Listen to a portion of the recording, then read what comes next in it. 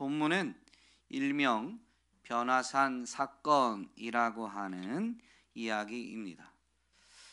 예수님은 제자들에게 너희 중에 죽기 전에 하나님 나라를 볼 사람들이 있다라고 바로 앞 단락 끝부분에서 말씀하셨습니다.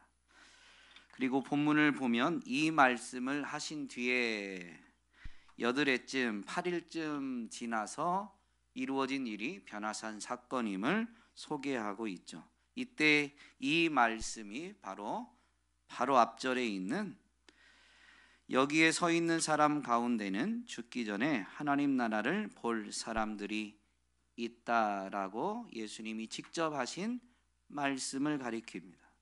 그러므로 변화산 사건은 예수님이 하신 말씀을 성취하신 사건이라고 할 수 있습니다. 이 이야기에서 우리는 예수님이 어떤 분이신지 분명히 되새겨 볼 수 있는데, 첫째는 자신의 말을 성취하는 하나님이시다라는 것이죠. 방금 말씀드린 것처럼 이미 8일 전에 이 말씀을 예수님은 하셨을 뿐만 아니라 조금 더 예수님의 말씀, 가르침, 사역을 영적인 관점에서 설명해 주시는 요한복음에 보면 요한복음 14장 10절 11절 말씀에 예수님은 제자들에게 이렇게 말씀하십니다. 내가 아버지 안에 있고 아버지께서 내 안에 계시다는 것을 내가 믿지 않느냐? 내가 너희에게 하는 말은 내 마음대로 하는 것이 아니다. 아버지께서 내 안에 계시면서 자기의 일을 하신다. 내가 아버지 안에 있고 아버지께서 내 안에 계시다는 것을 믿어라. 믿지 못하겠거든 내가 하는 그 일들을 보아서라도 믿어라. 예수님이 하신 모든 말씀도 예수님 안에 계신 아버지께서 주시는 말씀이고, 예수님이 행하신 모든 일도 예수님 안에 계신 아버지께서 말씀하신 것을 행하시고 이루신 것이다 라는 것이죠. 그래서 예수님이 하시는 말씀을 듣고 예수님이 아버지의 뜻을 따라서 아버지에게 받아서 말하고 있다라는 것을 믿지 못하겠거든 예수님이 하신 일들을 통해서 분명히 이것을 믿으라라고 직접 말씀해 주셨죠. 8일 전에 제자들에게 한 말은 그냥 예수님이 임의로 한 말이 아니라 예수님 안에 계신 하나님 아버지께서 행하시고 이루시고자 하는 일들을 미리 말하게 하신 것이죠. 그래서 그 일이 예수님의 입을 통해서 제자들에게 말하여지게 된 것이고, 8일이 지나서 이제 분명히 그 말씀을 성취하고 계신 것입니다. 예수님은 변화된 모습을 통해서 제자들이 하나님 나라를 보게 하셨죠. 이어서 살펴보긴 하겠지만 어쨌든 하나님의 나라는 하나님의 통치입니다. 이 변화된 모습은 예수님이 하나님이시다라는 것을 분명히 깨닫게 해 주신 사건입니다. 또 이 변화산 사건에서 변화되신 예수님이 모세와 엘리야와 대화를 나누시는데, 대화를 나누신 내용이 예수님의 죽으심에 대한 내용입니다. 이미 앞 단락에서 예수님은 하나님의 그리스도로서 고난받으시고 배척받고 죽으실 뿐만 아니라 3일 만에 살아나실 것을 분명히 말씀하셨습니다. 하나님의 그리스도로서 이 일을 행하신다라는 것이죠. 본문에서도 그 죽으심, 그 내용을 조금 더 압축하면 예루살렘에 올라가셔서 죽으신다라는 건데, 그 죽으심에 대해서 분명히 이야기를 나누고 계십니다. 예수님이 모세와 엘리야와 함께 나눈 이 예수님의 죽으심을 예수님은 정말로 성취하시게 되죠. 그러므로 예수님은 자신이 하신 모든 말을 온전히 성취하시는 하나님이심을 분명히 되새길 수가 있습니다. 두 번째로 예수님은 영광의 본체이신 하나님이시다라는 것이죠. 오늘 본문에 예수님은 산에 기도하러 가셨습니다. 그리고 기도하시는 중에 기도하고 계시는데 그 얼굴 모습이 변하고 그 옷이 눈부시게 희어지고 빛이 났다라고 분명히 이 변화를 기록하고 있는데요. 예수님의 모습, 이 변화된 모습은 계시록에 더 자세히 기록되어 있습니다. 그런데 계시록은 사도 요한이 환상을 통해서 본 것인데, 사도 요한이 예수님에 대한 환상을 보게 된 때는 예수님은 이미 3일 만에 부활하시고 또 40일 동안 함께 계시다가 승천하셔서 하나님 보좌 우편에 앉으신 이후입니다. 그러므로 사도 요한이 계시록에서 기록하고 있는 환상을 통해서지만 목격한 예수님의 모습은 영광을 받으신, 하나님으로부터 오셨다가 하나님께로 돌아간 삼위일체 하나님 중에 바로 이 성자 하나님의 모습인 것이죠. 계시록이 훨씬 더 자세하게 기록하고 있지만 오늘 변화산 사건에서 보여주고 있는 빛나는 것, 희고 밝은 것은 동일합니다. 비록 잠시이지만, 일시적이지만 예수님의 이 변화된 모습은 보좌 우편에 앉으신, 영광을 받으신 예수님, 성자 하나님의 모습과 같다라는 것이죠. 그래서 잠시 일시적으로 보여주시고 이렇게 나타내 주신 모습들을 생생히 기억하면서 이제 예수님에 대한 기록들을 교회에 남기는데, 히브리서 기자는 예수님에 대해 이렇게 설명합니다. 히브리서 1장 3절에 보면 그는 하나님의 영광의 광채시요 하나님의 본체대로의 모습이십니다. 그는 자신의 능력 있는 말씀으로 만물을 보존하시는 분이십니다. 그는 죄를 깨끗하게 하시고서 높은 곳에 계신 존엄하신 분의 오른쪽에 앉으셨습니다. 예수님은 죄가 없으신 분이니까 자신의 죄를 깨끗하게 하신 게 아니죠. 모든 인류의 죄를 대신 담당하시고 대신 죽으셨을 뿐만 아니라 3일 만에 부활하셔서 모든 사람들의 죄를 깨끗이 하시고 높은 곳에 계신 존엄하신 분, 바로 성부 하나님 오른쪽에 우편에 앉으셨다라는 것을 분명히 기록하는데요. 그분이 어떤 분이냐? 하나님의 영광의 광채시요 하나님의 본체대로의 모습이시다라는 것이죠. 그래서 12사도들 또 사도들의 증언을 깨닫게 된 교회는 분명히 잠깐의 변화된 모습을 통해서이지만 예수님이 영광의 본체가 되시는 하나님이시다라는 것을 분명히 깨닫고 믿게 된 것이죠. 오늘 우리는 예수님을 찾고 부를 때 그분이 영광의 본체가 되시는 하나님이시다라는 것을 분명히 되새길 수 있어야 되겠습니다. 또 마지막으로 본문에서 예수님이 어떤 분이신지를 깨닫게 해주는 부분이 있는데, 모든 사람을 죄와 사망의 길에서 떠나게 하시는, 조금 더 이 신학적 용어로 하면 해방시켜 주시는 하나님이시다라는 것입니다. 모습이 변화된 예수님에게 갑자기 모세와 엘리야가 나타나서 대화를 하게 되는데, 대화의 내용, 대화의 주제는 예수님의 떠나가심입니다.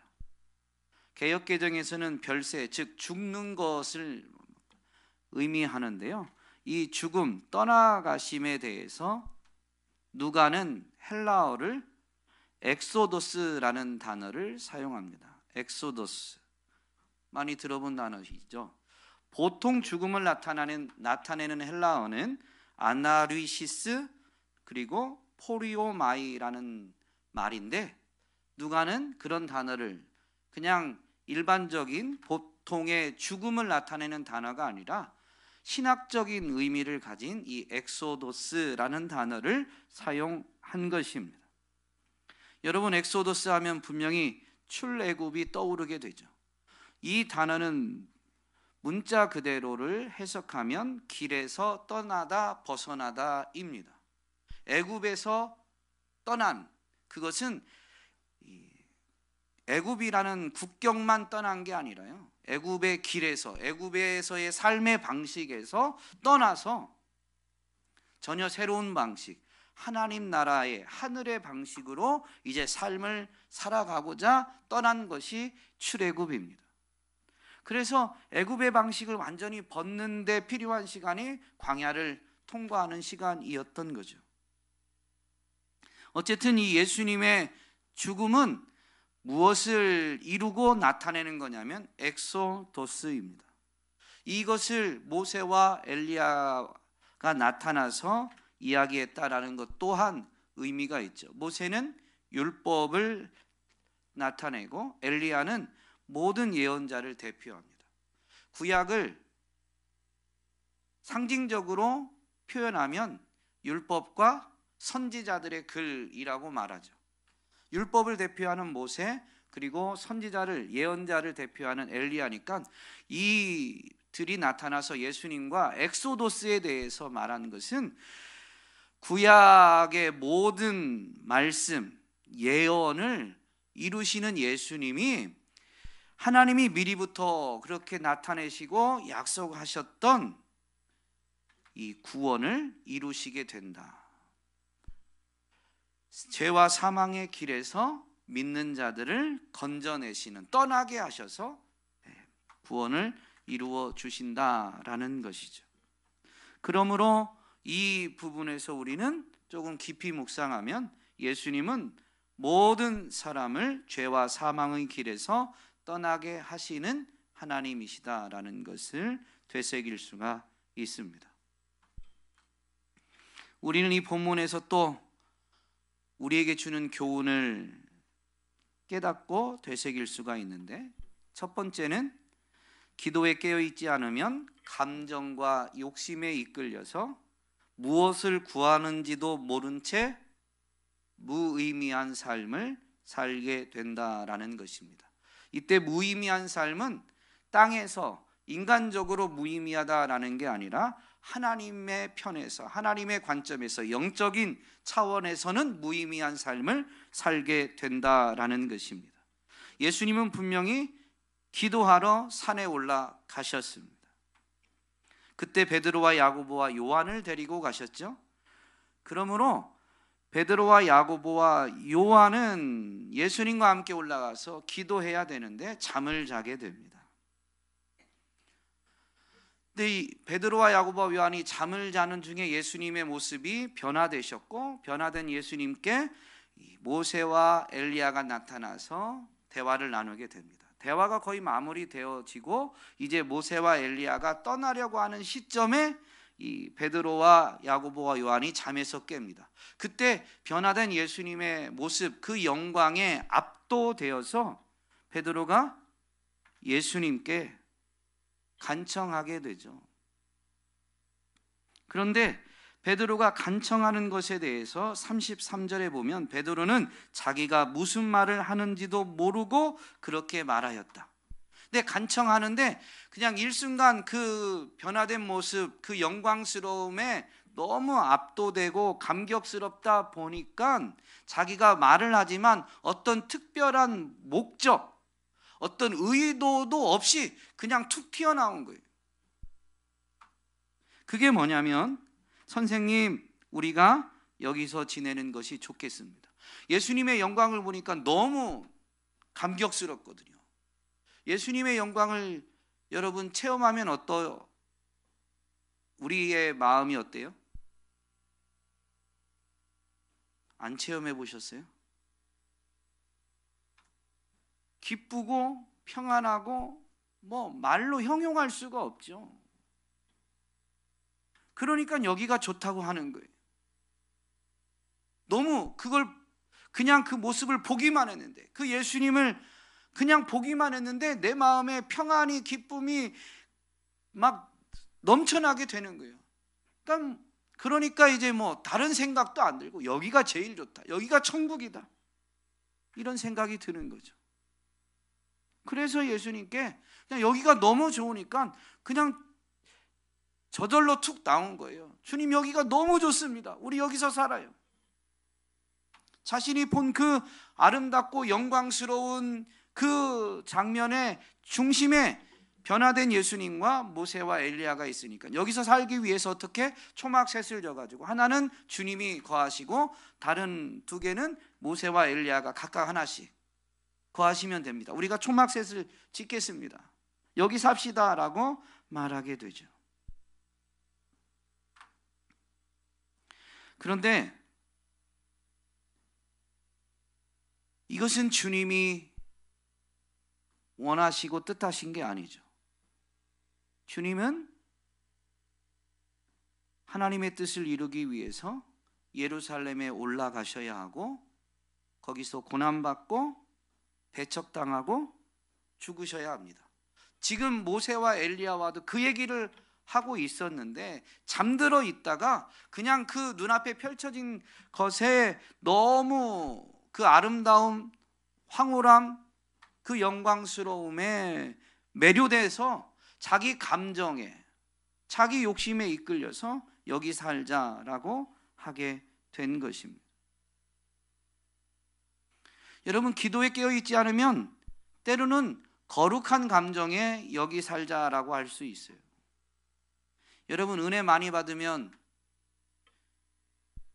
교회 와서 예배당에 와서 예배당에서 집으로 돌아가고 싶어요? 예배당에 계속 있고 싶어요? 계속 있고 싶어요. 정말로 예배를 통해서 주님이 여기 계시다라는 게 인격적으로 체험되어지면요, 주님과 함께하고 싶으니까 어디 안 가고 싶어요.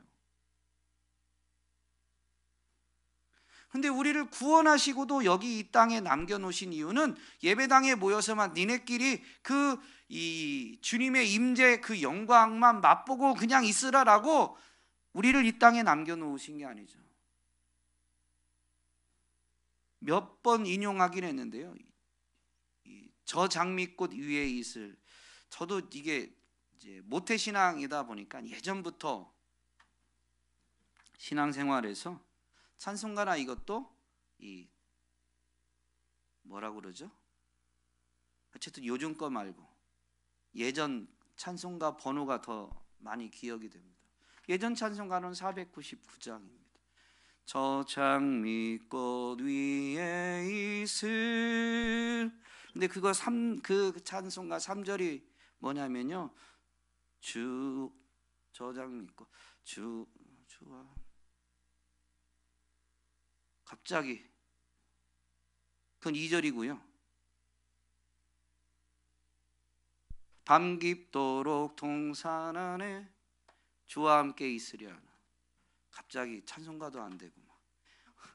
그런데 어쨌든 밤 깊도록 동산 안에 주와 함께 있으려 하나. 때론 할 일 많아서 날더러 가라고 명하시네 라는 게 찬송가 가사입니다. 우리는 이 땅에 할 일을 위해서 남겨놓으신 거예요.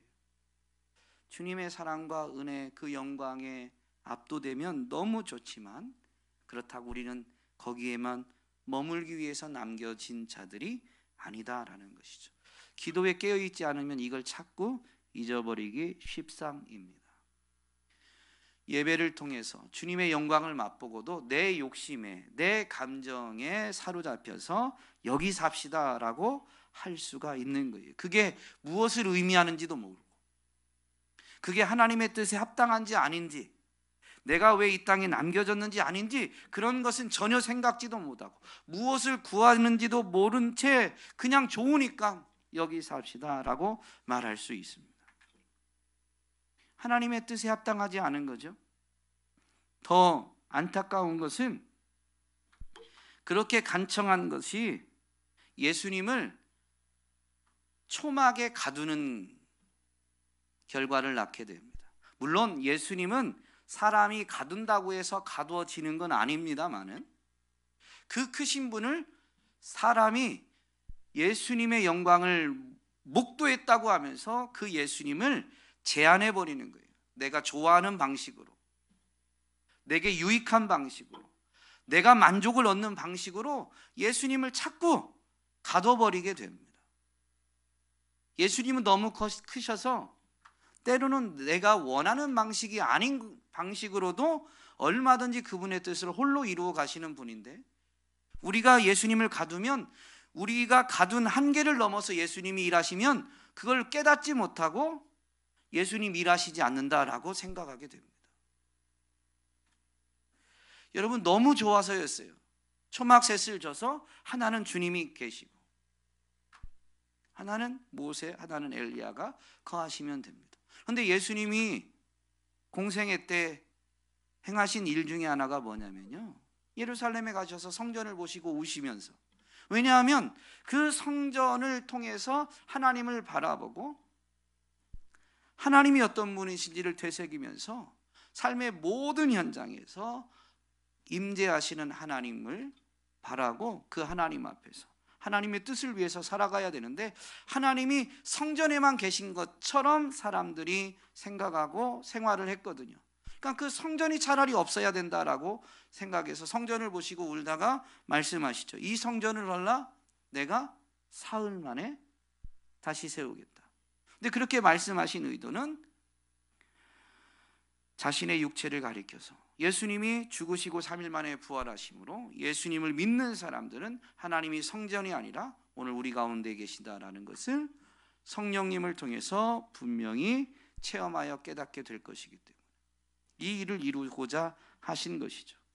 그런데요, 우리의 감정과 욕심에 사로잡혀 있으면, 기도에 깨어있지 않으면 자꾸 우리는 성전 안에 또는 우리의 원하는 방식 안에 예수님을 가두게 됩니다.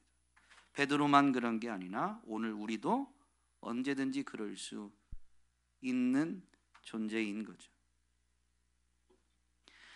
또 본문이 우리에게 주는 교훈이 있는데요, 하나님 나라를 소망하는 사람은 오직 예수 그리스도만을 바라보고 그분의 말씀에 순종해야 한다라는 것입니다.